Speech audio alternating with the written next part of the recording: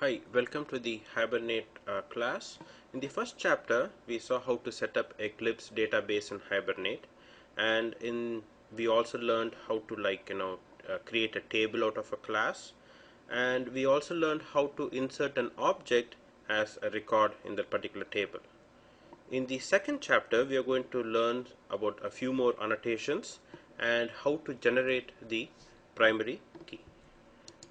Now we had this employee class out of which we created a table called employee, and it had these two columns, employee ID and employee name. Now imagine a scenario where you don't want the table name to be called employee. You want to give some other name for that particular table, like employee info or something like that. Okay, for that, at t control space, remember we have to select java x.persistence because this is like sun jpa annotations.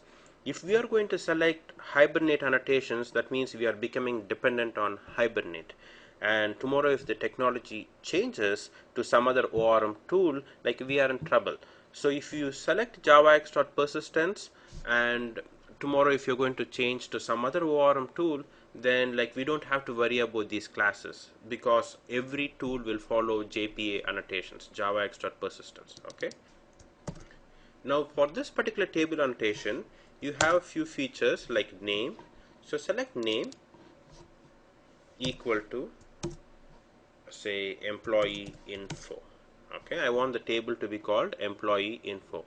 We don't have to worry about the uppercase or lowercase here because all names of the tables will be converted into uppercase letters. Okay, now we have given a table name. There are other features also, like you put control comma and then put a control space. You can give the schema name here, but I'm not really worried about the schema name because if you remember, we gave our schema name right here in the configuration file. Okay, but if you feel like you want to give your schema name right here, go ahead. I was able to now give a different name for our class, for our table. Now how do I give a different name for these particular columns? To give a different name for the particular columns, all you have to do is go to the getter method, put this at, and then say C, control space, and then select java x.persistence, and over here open parenthesis, control space, and here you can give something called as name, and you can give a different name for those particular columns. So for in this case, I want to give a name like employee ID. I want to spell it out. Okay, employee ID. Good. Now let us add a few more data, and then we will see what are the other annotations that are available. Now here I have added a few more data. You may have to pause the video here. That is, I have something called as an employee password, employee email address, boolean parameter is the employee permanent, and I have something called as the employee join date, and employee login time, like what time does the employee come into the office regularly. Okay, I want to have something like that. Now after creating the data, let us generate the getters and setters. Right click, source, generate getters and setters, and then select all, and then click OK. So we have generated the getters and setters for these particular data. Now let us go and look at all the other annotations that are available. Okay, good. Now I told you, if you have any data here in the particular class, all these data is going to become columns in the particular table. Like we are going to have columns like employee ID, employee name, password, email address, permanent, join date, and login time. Imagine I really don't want to have this particular data as a column. So how do you prevent a data in your class to be what you call stored as a column?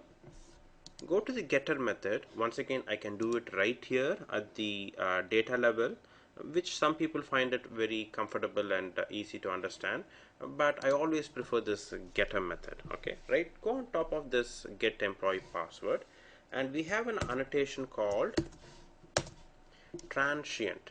We have an annotation called transient. All this annotation does is it says, hey, do not save this particular column password as a column in the table.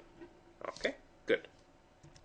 Now, for the employee address, like imagine this employee address column, I want it to be a not null column. That is, I want to make sure that every record has an employee address. So how to create a not null column? We can go back to our column annotation, put at, and then C, and then control space, javax.persistence column annotation, and here you can say nullable control space equal to false, nullable equal to false.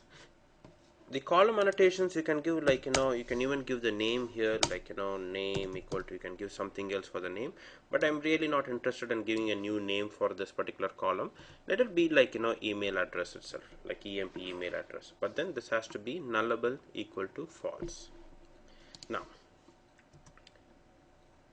is permanent, I really don't have an annotation for it. It's going to be a boolean parameter. Let it store as it is.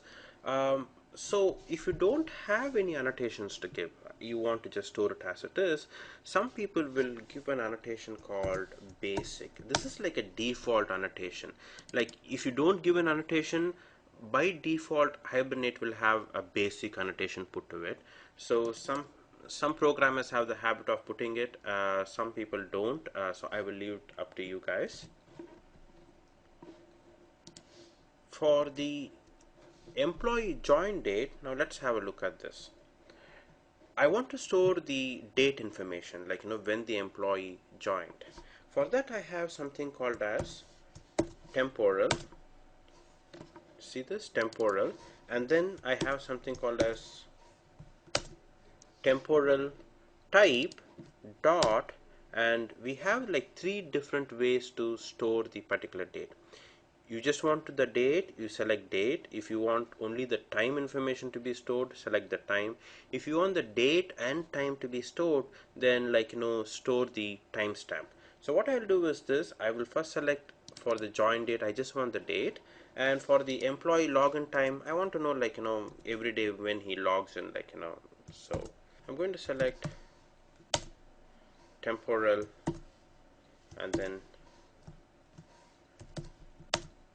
temporal type dot timestamp, temporal type timestamp. So that's it. So we learned a few annotations today. That is, we learned how to give a different table name for our class. We also learned how not to store particular data as a column. We learned how to create a not null column, and basic is it's a default annotation, it plays no role. And then we learned how to store date, and we learned how to store a date and time. And then if you want to change the name of the particular columns to something else, we learned how to do that too. Okay, good. Now let us go test this out. To test it out, remember we have a not null column, so in our particular data we need to set the employee email address. Okay, so let us go back to our data, and so we need to set the email address, alex dot set emp email address, and then we can give something like alex at hibernate.com. Cool. Now make sure that we remove this comment out of schema export, because we want to create a table out of this particular class. We want to drop the table since we have added a lot of other columns. So let us uncomment this, save it, and now let us run this particular main method, run as Java application. Then it will drop the table, and then it's going to insert a new record. So cool, let's go check out our table. So once you run this particular class file, make sure that you refresh this particular database or something like that, so that we can see the latest results. Go to the tables, and then see here we have something called as employee info, because what it did is it created a table called employee info because we changed the name of the particular class to employee info. And then you can see, right click sample contents. Here you can notice that it created all these particular columns right from the class file. See how easy it is in Hibernate to create a table just like that on the fly with a few annotations. So this is the advantage of Hibernate, one of the advantages of Hibernate.